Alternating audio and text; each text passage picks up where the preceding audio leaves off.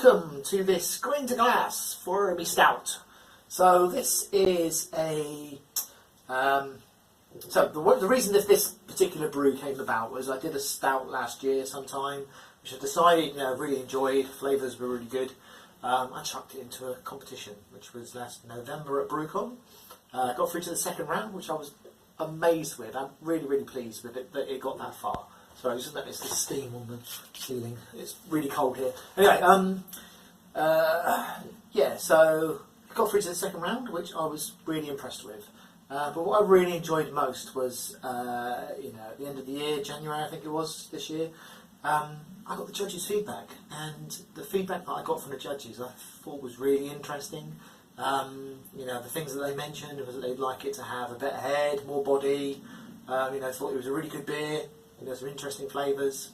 So I've decided that for this particular brew that I would actually work on those characteristics and try and improve them to see if I can actually produce a beer that's really impressive. So I took the recipe that I originally had, worked on it a little bit. I've added some dextrin malt, which I know is supposed to increase the body because it leaves a lot more unfermentable sugars. I'm not sure if that's the right thing to do with a stout, to be honest. Since reading up, I know that adding things like crystal malt and stuff like that increases the. It's supposed to, increase the body in a stout. So, from what I've read, dextrin malt is usually used in kind of lighter beers, but I decided to add it to this stout to see what it would do, see if it would increase the body. And I played around with a couple of ingredients to mess about with a little bit. So, what I'm going to do here is I'm going to let you watch the brew day video. Watch the video, probably play a bit of music in the background. I don't know. I can't remember if there's any text in the video, if there's any speaking in the video, to be honest. If there is, I'll let the speaking happen. Anyway, watch the video, enjoy the brew day. I'll put the recipe on the screen so you can see what I added to the actual brew. Once we get to the end of the brew day, I'm going to come along with a beer and we'll do a taste test and we'll see what this beer actually came out like. So enjoy the brew day, and I'll see you in 5 minutes or so, and I'll be drinking a beer and you can see what it looks like and I'll let you know what it tastes like. Okay, see you in a sec.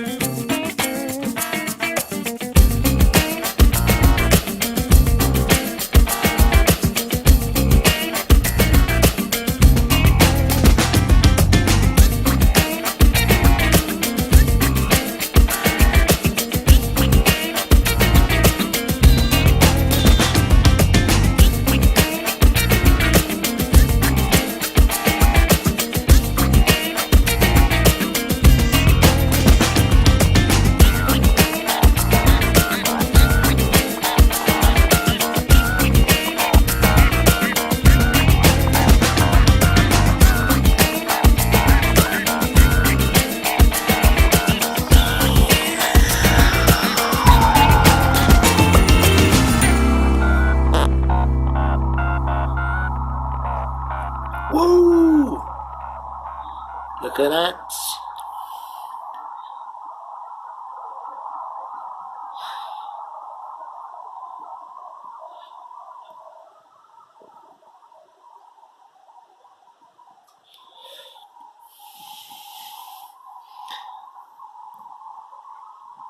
Oh yeah.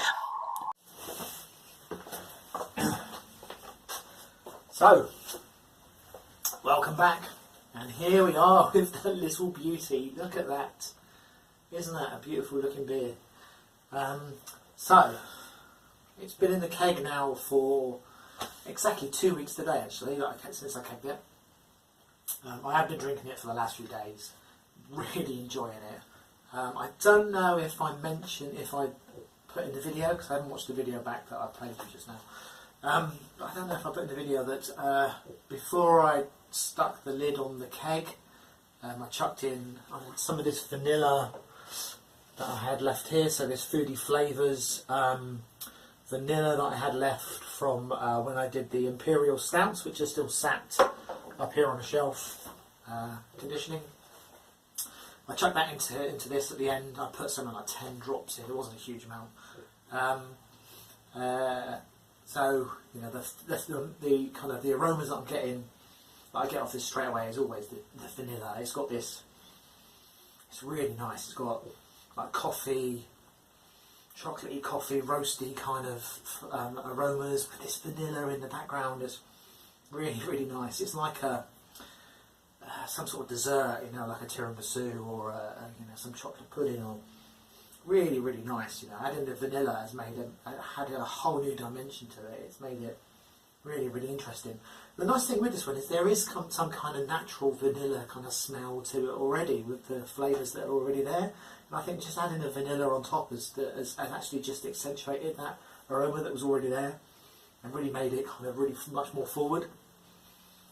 It's there, it's lovely, absolutely lovely. And you can see, you know, it's a beautiful looking stout. Lovely and dark, nice creamy head. Let's dive in and let's see if I can tell you what it tastes like.